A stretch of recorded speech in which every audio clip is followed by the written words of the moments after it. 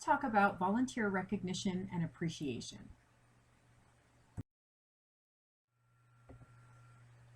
The question we want to ask ourselves when considering what sorts of recognition and appreciation efforts to engage in, the overarching question is, do your volunteers feel valued and appreciated? That's the most important thing. We want to make sure that appreciation of our volunteers is both formal and informal. Examples of formal appreciation can include some sort of volunteer appreciation event, sending written thank you cards or thank you emails, providing some sort of appreciation gift or gift cards, or recognition in your newsletter. Informal appreciation is really making sure that there is a thank you in every communication that you have with volunteers, whether that is face-to-face, over the phone, in a text message, in an email. Anytime we interact with our volunteers, we want to start by saying, thank you for being here.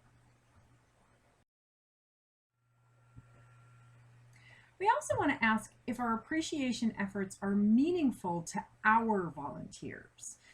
If you have a volunteer appreciation event and it's something that your Main Street, your community, your organization has done for many, many years, the question to ask yourself on a regular basis is this event still something that means something to our volunteers? Or is it just a relic? Is it something that we've always done and we do it this way because we've always done it? But have we asked our volunteers how they would like to be appreciated? That's a very reasonable question to ask of volunteers in an annual evaluation or just informally in one-on-one conversation for their suggestions. Also, are your appreciation efforts a good use of your organization's resources? And do your volunteers agree? You may feel that recognizing your volunteers is critically important, and so you allocate certain funding in your budget for volunteer appreciation, which is terrific.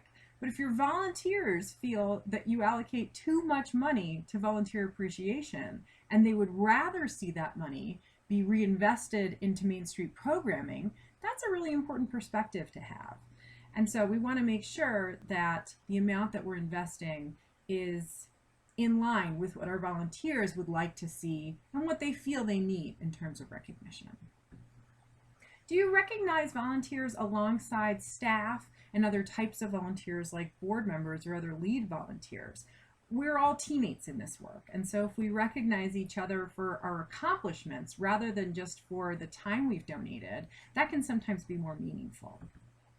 And do you share your results with your volunteers? Do they come and volunteer and then never really hear an impact report of the impact they've had on the community? Make sure that you have statistics, updates, impact results that you share with volunteers about how well their time was used and what kind of impact they've made on their community. The end result is that happy, valued, and appreciated volunteers are the ones that are going to stay with you. They're going to say good things about you throughout the community, about the volunteer experience, and they're also going to be great ambassadors, both for Main Street in general and for recruiting new volunteers.